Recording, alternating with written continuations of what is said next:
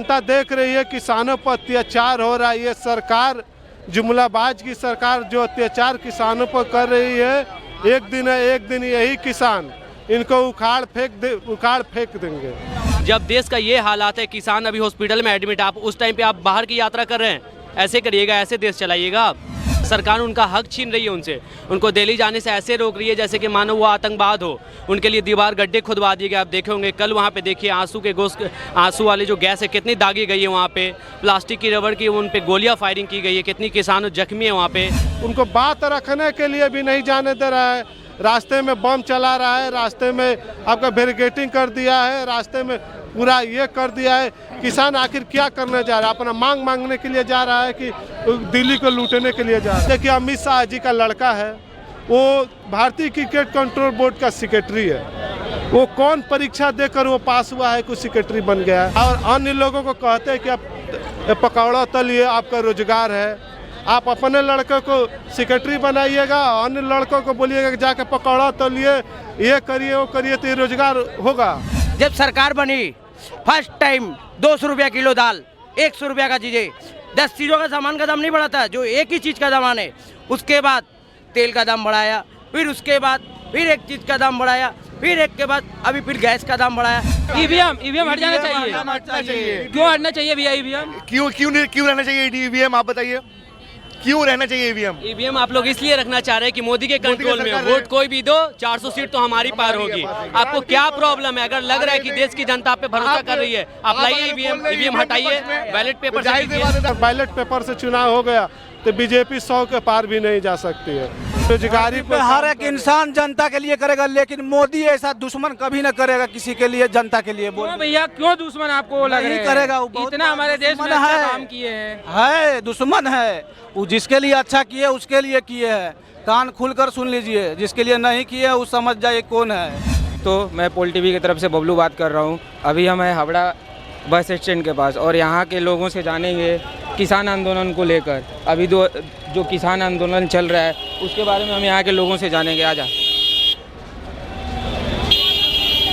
भैया, अभी किसान आंदोलन चल रहा है, अभी सरकारें उनको रोक दी है सभी बॉर्डर पे, किसान परेशान है, इसको आप कैसे देख रहे हैं? देखिए पत्रकार महोदय, मैं किसान आंदोलन के बारे में यही करना चाहूँगा कि जो किसानों का मांग है, सरकार जल्द से जल्द इस पे कायम हो। जो किसान अपना मांग कर रहे हैं उसका लागू करे और माने, नहीं तो किसान ये ऐसा उग्र आंदोलन पकड़ेगा कि देश में जैसे राम मनोहर लोहिया का आंदोलन हुआ था उससे भी खतरनाक आंदोलन पे उनको रोकने के लिए 15 लेयर बैरिकेडिंग की गई है, प्लास्टिक की गोलियां, आंसू गैस, ये सब छोड़े जा रहे हैं, किसान परेशान है। देखिए इससे तो जनता और किसान को बहुत ही, ये जनता देख रही है किसानों पर अत्याचार हो रहा है। ये सरकार जुमलाबाज की सरकार जो अत्याचार किसानों पर कर रही है, एक दिन यही किसान इनको उखाड़ फेंक देंगे, क्योंकि यही अन्नदाता है जो देश को चलाते हैं। नहीं तो किसान आंदोलन, अगर किसान नहीं रहेगा तो देश में लोग को भूखा सोना पड़ेगा और ये किसान को आवाज़ को दबाया जा रहा है। तो सरकार उनकी बातें क्यों नहीं मान लेती है? वो छोटा सा उनका है मुद्दा, उनकी सरकार बातें क्यों नहीं मान लेती? अरे सरकार कैसे बात मानेगी? सरकार तो पूंजीपतियों की सरकार है, वो तो बड़े लोगों के, अडानी अंबानी सबका बात मानेगी। ये किसान का बात मानेगी तो वो तो किसान तो आगे बढ़ेगा, तो उसका कैसे जुमलाबाजी कैसे होगा? किसान को जब तक इसका MSP का दाम नहीं लागू होगा तब तक वो किसान को बात नहीं मानेगी ये सरकार। जब तक यहाँ पर सभी किसान, पूरा देश के किसान एकत्रित होकर इस आंदोलन को नहीं करेंगे, लग रहा है कि ये किसान हमारे देश का नहीं है। किसान बोल रहे हैं हमारा MSP गारंटी ले, और जो हमारे 15 किसान जेल में बंद है उनको छोड़े। सरकार इस पे कुछ बोली नहीं रही है। देखिए सर, किसान को जो गारंटी का है, मोदी जी देश में गारंटी का बात है कि हमारा ये 400 पार है, तो किसान आंदोलन पर, किसान के गारंटी पर काहे नहीं कुछ बोल रहे? क्यों चुप बैठे हुए हैं?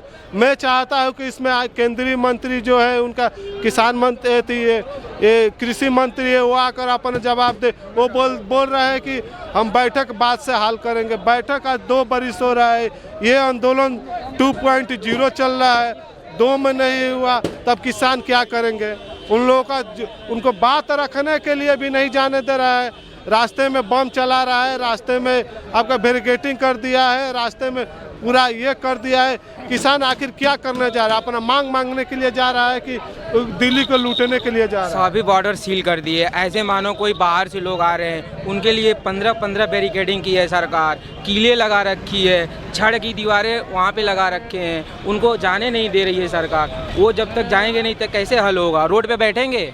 देखिए, ये जितना हो रहा है सब अत्याचार सरकार करा रही है। जब तक ये सरकार ये देश की जनता समझेगी नहीं, इनको जब तक नहीं उखाड़ फेंकेंगे तब तक किसानों का कोई समस्या हल हो वाला नहीं है। ये दूसरा आंदोलन आपको मालूम है कि चल रहा है। 2024 में बीजेपी गवर्नमेंट तीसरी बार आ रही है। देखिए, ये तो हम नहीं बता, ये जनता का मुद्दा है, पत्रकार महोदय। जो जनता निर्णय लेगी वो स्वीकार करना पड़ेगा। लेकिन हम एक बार बोल दे रहे हैं, अगर ईवीएम से चुनाव, अगर बैलेट पेपर से चुनाव हो गया तो बीजेपी 100 के पार भी नहीं जा सकती है। ईवीएम में ये सब पूरा घोटाला हो रहा है। आपको क्या लग रहा है, ईवीएम बैन होना चाहिए? हम तो चाह रहे हैं कि हमेशा के लिए ईवीएम बैन होना चाहिए, क्योंकि बड़े बड़े देश में भी ईवीएम बैन है। बैलेट पेपर से चुनाव होता है और गिनती होता है, उसीलिए चलता है। भैया, ईवीएम कोई भी हक किसान जो आंदोलन कर रहे हैं उसको आप कैसे देख रहे हैं? किसान परेशान है, रोडों पे आ गए हैं। देखिए, आप लोग के ऊपर सब हाथ में है। आप लोग खुद बताइए कि क्या नरेंद्र मोदी पे शोभा देता है कि किसान के साथ ऐसा करे? जो किसान पूरे देश का पेट भरता है, वो किसान के साथ ऐसा सलूक किया जाए, ऐसा किया जा रहा है मानो जैसे वो कोई और देश से आ रहे हैं। उनको रोकने के लिए ऐसा तैयारी किया गया हुआ है, कंक्रीट की दीवार खड़ी कर दी गई है। बताइए, क्या हमारे मोदी के बड़े शोभा देता है? बोल रहे अमृतकाल है, ये अमृतकाल का ये पहचान है? तो उनको सरकार का बात मान लेनी, किसानों का बात मान लेनी चाहिए। किसान अपना हक मांग रहे हैं, वो तो सरकार को मान लेनी चाहिए उनकी बात। अच्छा, देखिए, ये देश में जो है किसी को भी हक है कि वो शांतिपूर्वक जाके प्रोटेस्ट कर सकते हैं, आंदोलन कर सकते हैं। सरकार उनका हक छीन रही है उनसे, उनको दिल्ली जाने से ऐसे रोक रही है जैसे कि मानो वो आतंकवाद हो। उनके लिए दीवार गड्ढे खुदवा दिए गए। आप देखे होंगे कल वहाँ पे, देखिए आंसू वाली जो गैस है कितनी दागी गई है वहाँ पे, प्लास्टिक की रबड़ की उन पे गोलियाँ फायरिंग की गई है, कितनी किसान जख्मी है वहाँ पे। अगर किसान खेत में फसल उपजाना बंद कर दे तो क्या खाएंगे देशवर्ष के आदमी? क्या नरेंद्र मोदी क्या संदेश देना चाहते हैं इससे देश भर को? यही बोले कि अच्छा दिन है, यही बोले कि सबका साथ सबका विकास? तो उनको शांति से प्रदर्शन भी नहीं करने दे रही है। 15-15 लेयरें लगा दी रहे, बैरिकेडिंग किया है कि दिल्ली में ना प्रवेश करे। किसान बोल रहे हैं हम दिल्ली में जाके ही रहेंगे। पूरा देश भर देख रहा है और देश को आप संदेश दे रहे हो, देश को आप बताना चाह रहे हो कि आप ये राजातंत्र है, ये लोकतंत्र नहीं है। डेमोक्रेसी ऐसे चलेगी? कोई अपने हक के लिए बात करने जा रहा है तो आप उनको बात करने से रोकिएगा? जब देश का ये हालात है, किसान अभी हॉस्पिटल में एडमिट, आप उस टाइम पे आप बाहर की यात्रा कर रहे हैं, ऐसे करिएगा? ऐसे देश चलाइएगा आप? सरकार को तो किसानों का बात मान लेनी चाहिए। वो एमएसपी पे गारंटी मांग रहे हैं, प्लस उनके जो किसान हैं वो जेल में हैं, उनको बोल रहे हैं रिहा कर दो। और 2 छोटी मोटी है, उनका बात सरकार मान ले आसानी से, वो चले जाएंगे अपने घर। देखिए भैया, ये सरकार ऐसे मानने वाला नहीं है। ये जब तक एक बड़ा आंदोलन जन आंदोलन के रूप में नहीं होगा तो ये सरकार मानेगी नहीं। जो सरकार के मेन मुखिया है वो विदेशों में घूमने के हैं और मंत्रियों को बोल दे रहे हैं कि जाइए बात करिए। बात से कुछ हल नहीं हो रहा है। इसमें जब तक एक तो बड़ा आंदोलन नहीं होगा, किसान को क्या है, अपना भाई हक मांग रहा है, अपना मोदी जी बोलते हैं मोदी गारंटी है। आप मोदी गारंटी को कैसे देख रहे हैं?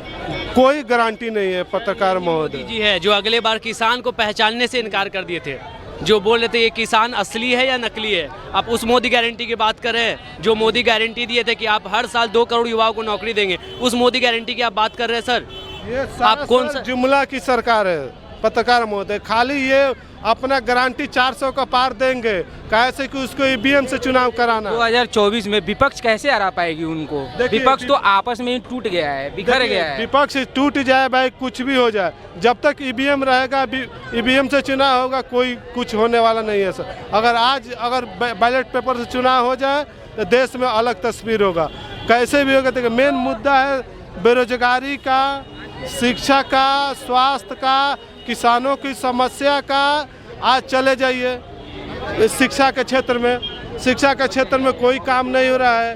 अब देखिए अमित शाह जी का लड़का है, वो भारतीय क्रिकेट कंट्रोल बोर्ड का सेक्रेटरी है। वो कौन परीक्षा देकर वो पास हुआ है कुछ सेक्रेटरी बन गया है? इतना मालदार हम लोगों का बोलता है कि बीसीसीआई बहुत पैसा वाला ये थी संस्था है, और उसका आप सेक्रेटरी बन गए।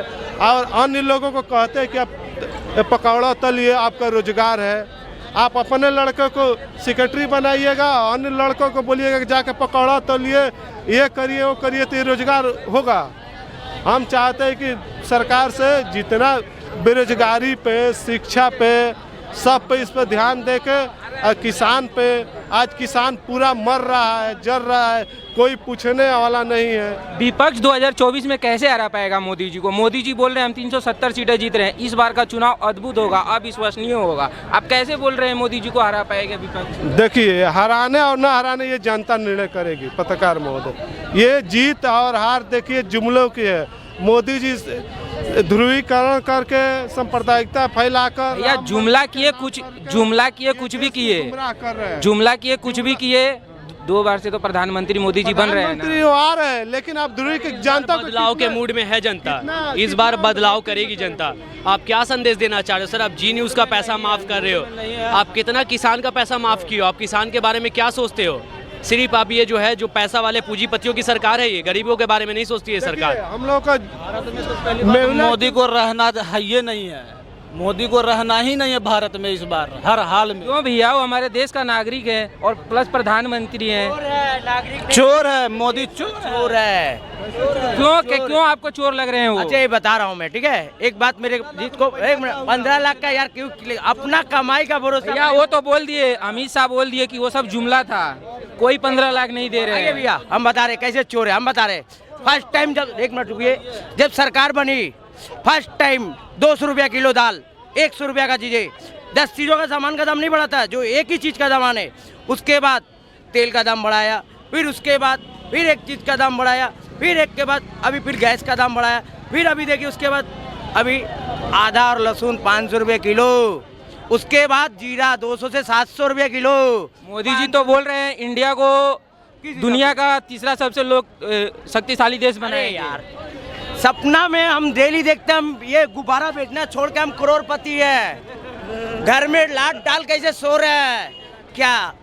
तो मेरा सपना रहेगा, जो खटेंगे वही मिलेगा दोस्त, उससे 1 रुपया चवन्नी आगे नहीं मिलेगा। चोर क्या लगता है इस बार मोदी जी सत्ता से हट जाएंगे? एकदम नहीं देंगे साले, चोर है। जीएसटी के बाद उसने बोला ये माल यहाँ कलकत्ता में 2 रुपया में मिलेगा, मेरा बात समझिए, दिल्ली में 2 रुपया में मिलेगा, बम्बई में 2 रुपया मिलेगा। साला कहाँ है 2 रुपया में सब जगह? इसमें हर स्टेट में अलग अलग रेट है, कंपनी का रेट ही है। या इसमें मोदी जी कुछ नहीं कर, ये तो बंगाल गवर्नमेंट का काम है ना। कैसे बताइए? यूपी में तो बीजेपी का सरकार है, ये बंगाल का रेट में से ज्यादा क्यों मिल रहा हुआ, ये तो बताइए।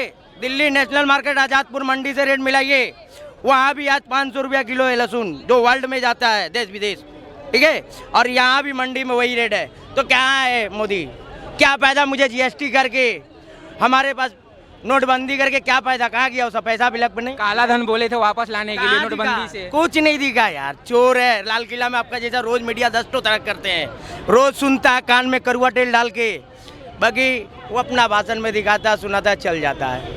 क्या है यार सर, ये सरकार की यही काम है, ना अच्छा काम करो ना अच्छा काम करने दो, ना करेंगे ना करने देंगे। हम लोग जैसा फूड में बेचने वाला था सबका गाड़ मार दिया, केजरीवाल आया फिर से बेचने लगा, क्या फायदा उसका? केजरीवाल सरकार दिल्ली में सही है, हाँ एकदम। बीजेपी तो उन पे ईडी और सीबीआई का छापा पे छापा मरवा रही है। कहने का मतलब तो सर, ना अच्छा करेंगे ना अच्छा करने देंगे। आप बताइए ना, मनीष कश्यप का क्या दोस्त था?